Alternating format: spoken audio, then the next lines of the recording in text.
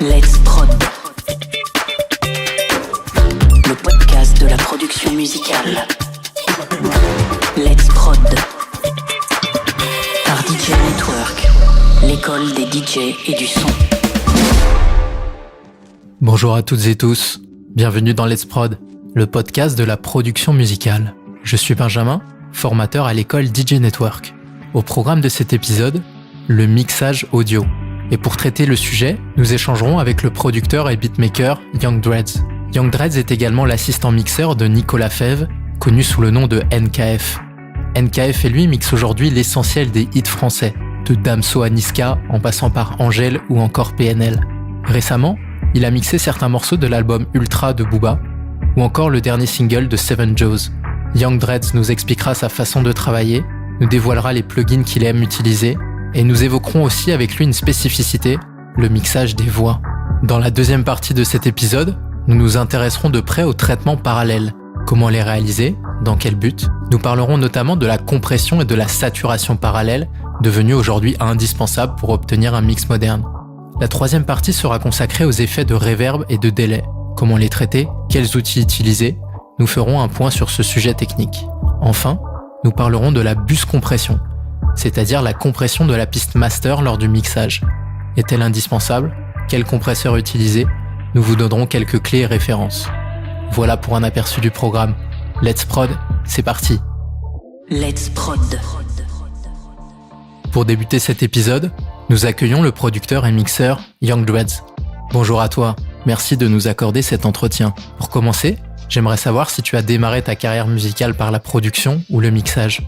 Moi, j'ai commencé la carrière musicale par la production. Et pour être encore plus précis, j'ai commencé en jouant dans des groupes, en fait. J'ai appris le piano quand j'étais petit. Et donc, j'ai commencé à composer assez tôt, à peu près à l'adolescence, en fait. Je commençais à m'amuser sur mon petit clavier, composer des petites instrumentales. Je me suis un petit peu équipé, et puis je commençais à composer. Puis un petit peu après, il y a plus le côté technicien qui est arrivé, et puis j'ai voulu en faire une carrière. Comment as-tu appris les techniques de mixage audio ? J'ai fait une école de son. Les écoles de son sont très importantes pour les bases, pour toute la théorie et pour évidemment aussi un peu de pratique, mais c'est évidemment après l'expérience de son côté en studio avec des projets avec des artistes qui est hyper formateur. Donc je peux aussi dire que l'apprentissage sur le tas, il a été très important aussi. Comment as-tu débuté la collaboration avec Nicolas Fève, aka NKF ? Écoute, ça a été un concours de circonstances. En fait, si tu veux, j'ai mixé un album l'année dernière de hip-hop un peu boom bap, un peu old school. Un ami à moi là qui est producteur ici à Montréal, qui est un super collectif. Ils m'ont engagé pour faire le mixage de leur album et puis ils ont été super satisfaits. Et puis si tu veux, lui a un ami en commun avec NKF. Donc NKF recherchait un assistant, recherchait quelqu'un pour l'épauler. Puis via cet ami en commun, il s'est arrivé jusqu'à moi quoi. Et puis un coup de téléphone, puis une rencontre et puis hop, on a commencé à travailler ensemble. Donc c'est toujours gratifiant que ça se passe comme ça, évidemment, ça motive. Sur quel dos travailles-tu ? Moi, je travaille sur Pro Tools. Je fais tout dedans. La composition aussi, les arrangements, le mixage, l'enregistrement, tout en fait. Avec quelle configuration travailles-tu, notamment au niveau de ta carte son et des enceintes de monitoring ? Écoute, ma configuration, elle est extrêmement simple. Je suis vraiment dans une approche minimaliste. Non pas que j'aime pas le hardware, mais pour moi, c'est un petit peu annexe. C'est pas forcément les premiers achats dont je vais avoir besoin. Moi, ma configuration à la maison, elle est très simple. J'ai une Babyface RME. J'ai une paire de BM6A classique d'InAudio, là. Et puis sinon, c'est pas mal ça. Un ordi qui tient la route et puis un petit contrôleur MIDI, une petite machine Native Instruments. C'est vraiment une approche minimaliste pour aussi se déplacer et être nomade. Je pense que la config un peu plus nomade, elle est intéressante. T'es plus libre d'aller collaborer à droite et à gauche et c'est ça qui me plaisait si tu veux. Pour réaliser tes mixages, es-tu 100% in the box ou utilises-tu du matériel hardware ? 100% in the box pour le mixage. Il y a tous les outils qu'il faut déjà dans le numérique et puis surtout il y a plein d'émulations de machines analogiques maintenant. Donc si on veut aller chercher le petit grain, la petite chaleur analogique, il y a quand même de quoi faire quoi. Quels sont les plugins que tu affectionnes particulièrement en mixage ? C'est très variable. Il y a beaucoup de plugins que j'aime. Évidemment, j'utilise les Waves comme beaucoup de gens. C'est quand même une compagnie qui est standard dans l'industrie, qui est super light sur le CPU en général, qui propose déjà quasiment tous les outils. Donc, ça fait évidemment partie de l'arsenal. J'aime beaucoup ce que font Arturia. Je trouve que leurs émulations, justement, des machines analogiques, elles sont très bien faites. Et ce que j'apprécie particulièrement, c'est qu'ils rajoutent beaucoup de features qui n'étaient pas dans les machines originales. Donc, ça, c'est très, très cool. Le FabFilter, c'est, je pense qu'en termes d'innovation, en termes de précision, c'est sûrement dans le top 5 des compagnies aujourd'hui de plugins. Il y en a plein d'autres, après des petites compagnies qui brillent peut-être moins, qui sont un peu moins au devant de la scène, mais Valhalla par exemple, leurs plugins d'effets temporels sont incroyables. Superlight sur le CPU aussi, si tu veux. Plus le temps passe, plus le choix aussi des outils se fait au niveau de l'optimisation. C'est pas seulement l'outil le plus joli avec la plus jolie interface, finalement, on s'en fiche un peu, c'est plus est-ce que ce plugin me permet de garder un workflow optimisé à 200%. Donc c'est vraiment ça qui est hyper important, moi, dans le choix des outils. T'as des outils secrets aussi. Je peux t'en donner un si tu veux. Soos. Peut-être vous avez déjà entendu parler de ça. Là, c'est un plugin de réduction de résonance à utiliser avec précaution. Soos de chez Hug Sound. C'est une compagnie, je crois, norvégienne ou suédoise. Et c'est très très fort. Concernant les voix, quelle est en général ta chaîne de traitement ? Ma chaîne de traitement pour les voix, elle est très changeante et très variable. Première chose que je peux te dire, c'est qu'il n'y a pas un seul mix qui est égal et je pense que tu partages mon point de vue. Ce que je vais souvent utiliser, évidemment, il faut faire le nettoyage en premier, donc un EQ. Très souvent, ça va être un Pro Q ou un Pro Q3 parce que c'est chirurgical. Je m'essaye à aller chercher le timbre que je veux pour la voix. Plus que d'entrer dans cette espèce de chirurgie esthétique, je préfère aller avoir une voix qui sonne déjà bien avec le timbre qu'il faut. Donc souvent, ça rentre dans un compresseur. Une émulation de 1176, ça marche très très bien. Faut pas hésiter à pousser d'ailleurs ces machines-là pour vraiment que ça drive un petit peu, que ça ajoute un petit peu de distorsion harmonique. Après ça, de la coloration très souvent. Donc encore un petit peu de distorsion harmonique. Moi, ce que j'aime bien faire, c'est faire ça par petits étages. Des fois, ça va être un inflator de chez Sonox, ça peut être un Saturn 2 de chez FabFilter. Finalement, plus que d'utiliser un EQ traditionnel puis de booster des fréquences, je vais plutôt aller ajouter ce que j'ai envie de plus entendre en drivant, en faisant de la saturation. Puis évidemment, faut aller contrôler aussi ce qui se passe, donc un DSR bien sûr, un petit Soos s'il y a besoin pour des résonances qui sont agressantes ou qui sont trop présentes dans le bas du spectre. Puis ça finit souvent dans un petit compresseur multiband aussi, histoire de bien contrôler le tout à la fin. Je pense qu'il faut pas hésiter à tourner les boutons, mais évidemment en tournant les boutons ça va exagérer certaines choses, donc faut contrôler tout ce qu'on a ajouté quoi. Donc c'est un petit peu ça, si tu veux. EQ, compression bien sûr, DSR, et puis saturation aussi, et puis finalement un petit compresseur multiband en bout de chaîne. Je t'ajouterai un petit truc si tu veux, parce que ça fait beaucoup partie de mon travail, et beaucoup partie de mon travail pour NKF. C'est, avant même de parler de la chaîne de voix, extrêmement important de faire le nettoyage des pistes. C'est pas la partie la plus funky, mais c'est la partie qui est sans doute une des plus vitales pour que le mix, et surtout le mix des voix, sonne vraiment bien. Donc faut vraiment pas hésiter à aller faire du denoiser là, faut faire du RX, contrôler les respirations, enlever tous les petits clics de bouche, etc. Ça c'est vraiment ce qui est hyper important. Utilises-tu des traitements parallèles comme la compression ou la saturation parallèle ? Les traitements parallèles, oui, j'en utilise. Alors, ce qui est cool maintenant, c'est que tu as énormément d'outils, énormément de plugins qui ont finalement un bouton dry wet, qui ont un bouton de mix intégré. Ça peut éviter de devoir utiliser un bus en parallèle, donc créer une piste auxiliaire, etc. Je te donne un exemple, le 1176 chez Arturia, leur émulation. Ça fait aussi partie du fait que j'aime ce plugin, c'est qu'il y a un bouton de mix de dry wet. J'ai pas peur d'aller pousser le process de ce 1176, d'aller driver vraiment, puis de réinjecter un petit peu du signal original en changeant un petit peu le ratio dry wet. Après, le traitement parallèle, il passe aussi par tout ce qui est reverb, délai et tous les effets temporels. Donc évidemment, il y en a des doubleurs, des chorus, bien sûr. Distorsion parallèle, ça arrive aussi. Je le fais souvent sur tout ce qui va être basse fréquence, tout ce qui est bass, sub-bass, 808. Les drums aussi, bien sûr. Une petite compression parallèle, ça marche très bien. Mais pas systématique, quoi. Faut que ça serve le mix. Faut pas faire de la démonstration technique, ça vaut pas le coup, en fait. Quel plugin as-tu l'habitude d'ajouter à ta piste master ? La piste master, je mets jamais rien dessus, si ce n'est juste des analyseurs de spectre. Tu vois, je check l'image stéréo, etc. Donc c'est vraiment juste des plugins d'analyse sur le master fader. Avant d'arriver dans mon master fader, il y a un mix bus. Et c'est là, en fait, où je vais mettre tout le processing dont je vais avoir besoin. Je suis de plus en plus dans une approche de less is more, tu vois. J'essaye de pas dénaturer le mix trop. Je vais assez loin à l'étape du mix, dans tout ce qui est élargissement stéréo, saturation, etc.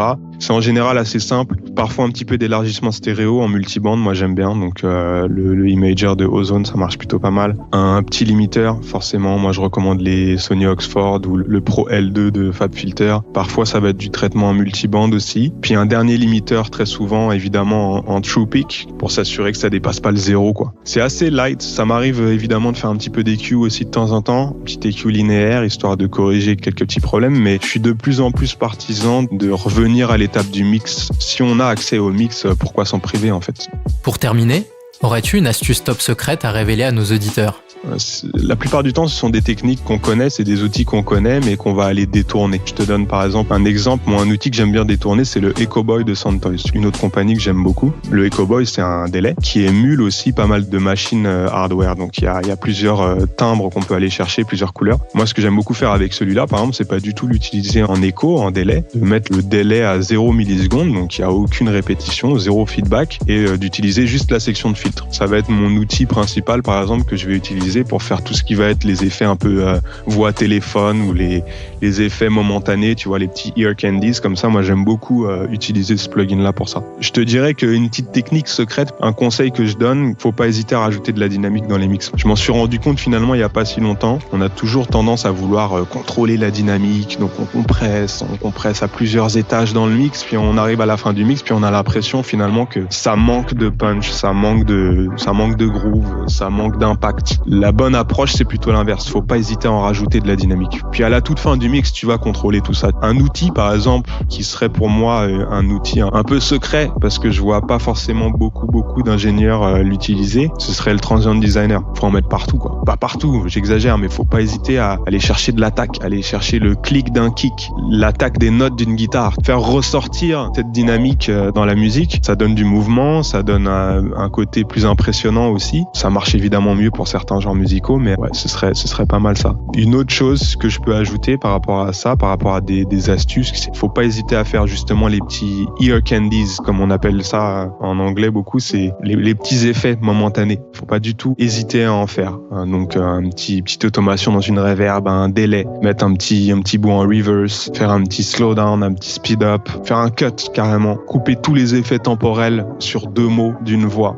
Ça sonne super sec, c'est un petit peu déstabilisant, mais du coup c'est aussi quelque chose qui va être mémorable. Les gens, quand ils vont entendre la chanson, ils vont avoir envie de réécouter ce passage-là parce qu'ils vont se dire waouh, qu'est-ce qui s'est passé là, j'ai pas compris. Mettre un instrument qui s'en va dans une reverb et mettre tout ça en reverse, tu vois, et puis tu mets ça en fond, t'essayes de créer des textures. Le sound design en fait est hyper important. C'est vraiment la clé, je pense, pour rendre un mix intéressant. C'est pas seulement l'aspect technique, c'est pas seulement ajouter des EQ, corriger, etc. Ça c'est hyper important, mais c'est ajouter une touche créative. Comment est-ce qu'on rend ça encore plus intéressant? Comment est-ce qu'on peut aller plus loin encore dans la vision de l'artiste et rajouter des petits effets spéciaux qui vont donner vie en fait à la chanson, quoi. Donc pas de grosses astuces top secrètes, mais plus des petits conseils d'arrangement, de sound design et puis d'effets qui peuvent vraiment faire ressortir un technicien, un ingénieur de son du lot en fait. C'est ça en fait le but du jeu, je pense. Merci à Young Dress pour ces réponses qui, nous en sommes certains, vous aideront à améliorer vos prochains mixages audio. On enchaîne avec notre deuxième sujet consacré au traitement parallèle. Let's Prod, le podcast de la production musicale. Un traitement parallèle consiste à dupliquer une piste, lui appliquer des traitements sonores, puis la mélanger avec la piste originale non traitée. Pour effectuer ce traitement, il est possible d'utiliser une piste retour, aussi appelée piste auxiliaire dans certains DAW. Parmi les traitements parallèles, la compression parallèle est sans doute la technique la plus répandue, même si n'importe quel traitement peut être réalisé en parallèle. Il est évidemment possible de combiner les traitements. Un compresseur en parallèle peut, par exemple, être mélangé avec un équaliseur afin de réduire la dynamique d'un signal, tout en ne conservant que certaines fréquences d'intérêt, par exemple les médiums. Aujourd'hui, les traitements parallèles sont partout. La compression parallèle peut être utilisée sur de nombreux instruments comme les drums, les basses ou encore les voix. Son intérêt peut être multiple. Si l'on utilise par exemple un fort taux de compression, la compression parallèle permettra d'apporter de la présence sur une voix lead. Avec une attaque lente et un release rapide, elle pourra donner du punch à des drums. N'hésitez pas à ajouter une forte dose de compression parallèle sur la plupart de vos instruments si vous souhaitez être compétitif dans la guerre du loudness. Elle peut même être réalisée sur un mix entier et ainsi permettre une augmentation du niveau LUFS. Les compresseurs de prédilection pour cet usage sont l'Universal Audio 1176, le SSL Bus Compresseur ou encore le Chandler Limited. Vous trouverez d'excellentes émulations de ces machines chez UAD, Waves et Softube. La saturation peut elle aussi fonctionner en parallèle. En général, les basses 808 sont saturées avec des amplis de guitare et filtrées pour ne conserver que les fréquences médium, ce qui leur permet d'être entendus sur tout type d'écoute, même sur de petits systèmes son. Au niveau des saturations, Guitar Rig 6 de Native Instruments, mais aussi n'importe quel plugin de pédale de guitare pourront être efficaces pour saturer en parallèle. N'hésitez pas à essayer la saturation parallèle également sur les voix, notamment pour des styles musicaux comme la trap ou la pop, qui font généralement appel à des distorsions à tube. Elle permet d'enrichir le son en harmonique sans dégrader la voix originale. Le résultat est donc plutôt sympa. Comme pour la compression, il est possible d'équaliser la saturation afin de ne conserver que certains harmoniques. Dans ce cas, préférez utiliser des équaliseurs à phase linéaire. Ces derniers vous permettront d'éviter des conflits de fréquences entre la piste originale et celle traitée. Enfin, une autre possibilité peut être d'appliquer un chorus en parallèle à des guitares afin d'augmenter la sensation de stéréo. Pour réaliser cette technique, il est en général préférable d'utiliser des chorus vintage. Vous pouvez utiliser des plugins comme Soundtoys Echo Boy, Chorus Dimension D d'Arturia ou encore Waves Doubler. Il ne s'agit là bien sûr que de quelques exemples. Testez l'utilisation de vos plugins d'effets favoris en parallèle, soyez créatifs. Vous pourriez tomber sur des résultats très intéressants. Enchaînons maintenant avec notre sujet consacré au reverb et délai. Let's Prod. Les reverbs et les délais sont sans doute les effets les plus couramment utilisés en production musicale, mais aussi les plus difficiles à travailler. En effet, lorsqu'ils sont mal dosés, ils peuvent conduire à embrumer un mix plutôt qu'à l'embellir. Pendant le mixage, nous vous conseillons d'utiliser les reverbs et délais sur des pistes retours, chacune contenant un type de reverb ou de délai. L'avantage sera ici de pouvoir traiter individuellement les effets. Peut-on alors utiliser reverb et délai sur un mix ? Pour être efficace, il faut d'abord déterminer quel effet doit s'imposer sur l'autre. Si vous recherchez plus de présence sur des voix, nous vous conseillons de ne pas trop les réverbérer, mais plutôt de les délayer. Vous pouvez utiliser des délais courts d'environ 100 millisecondes appelés slap delay, combinés à des délais plus longs comme des échos. En parallèle, les reverbs peuvent vous aider à positionner les éléments dans le mix. En utilisant des temps de déclin courts, il est possible de placer vos instruments dans de petits espaces et ainsi mieux les différencier de l'ensemble de votre morceau. Un plugin comme Valhalla Room est parfait pour cela. Si vous souhaitez utiliser des reverbs longues, pensez à réduire le niveau de vos délais, mais surtout à traiter les pistes retour. Vous pouvez équaliser les basses et hautes fréquences de vos reverbs longues, mais également les compresser afin de contrôler leur niveau sonore. Des élargisseurs peuvent être ajoutés aux reverbs, même si elles-mêmes créent déjà de la stéréo. Un plugin comme le Waves S1 Imager, placé à la fin de la piste retour, est très utile pour écarter les reverbs. Les plugins de reverb très appréciés en mixage sont la Valhalla Vintage Verb, le MT140 du AD ou encore la Air Verb de Waves. Si vous préférez les échos aux reverbs longues, vous pouvez également les filtrer pour ne conserver que les fréquences médium. Il est aussi tout à fait possible de les saturer pour obtenir une couleur particulière. Pour obtenir des délais très actuels, la technique consiste à appliquer une reverb après le délai. Vous obtiendrez alors des délais diffusés qui sont très tendance actuellement. Les plugins de délai les plus utilisés en mixage sont le Waves Edge Delay, Soundtoys Echo Boy et Valhalla Delay. Ces plugins ont l'avantage d'être très polyvalents et vous permettront d'obtenir la plupart des sonorités d'aujourd'hui. De manière générale, n'hésitez pas à faire preuve de créativité sur vos pistes retour en créant de nouvelles chaînes de traitement. Terminons l'émission en évoquant le cas de la bus compression. Let's Prod. La bus compression consiste à compresser le mix entier. Son objectif est double. Contrôler la dynamique globale du morceau, mais aussi coller littéralement les différents éléments du mix. Aujourd'hui, elle reste très utilisée même si elle n'est pas obligatoire. En effet, des outils plus précis comme des clippers ou des limiteurs permettent de contrôler les crêtes sonores des pistes avant d'arriver sur le master. Ainsi, la bus compression sert plus aujourd'hui à apporter de la couleur à un mix qu'à réellement contrôler sa dynamique. Vous pouvez placer le compresseur au début de la chaîne de traitement du master. Le bus compresseur le plus emblématique est sans doute le SSL Bus Compressor. À l'origine, il trônait au centre des consoles de mixage SSL et a été utilisé sur d'innombrables disques. Il existe de nombreuses émulations, notamment chez UAD, Waves ou encore Slate Digital. D'autres bus compresseurs peuvent être utilisés. Nous pouvons citer l'emblématique Neve 33609, le Fairchild 670 et le Focusrite Red. Chacun de ces compresseurs apportera une couleur différente au mix en fonction des technologies utilisées. Il en existe des émulations chez les marques Tirax, Waves et évidemment UAD. Côté réglage, on choisira en général une attaque lente pour préserver le punch des sons, ainsi qu'une release rapide pour une bonne réactivité. Les taux de compression dépassent très rarement 4:1 pour une réduction de gain comprise entre 1 et 3 dB. Dans tous les cas, la bus compression doit rester discrète sous peine de ruiner un mix. Encore une fois, appliquer une bus compression n'est pas systématique, mais doit être ajouté uniquement si nécessaire. J'espère que tous ces conseils vous aideront dans vos futures productions.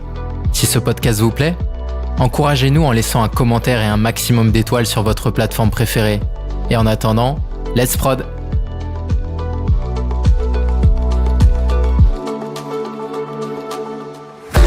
Let's Prod, le podcast de la production musicale. Let's Prod, par DJ Network, l'école des DJ et du son.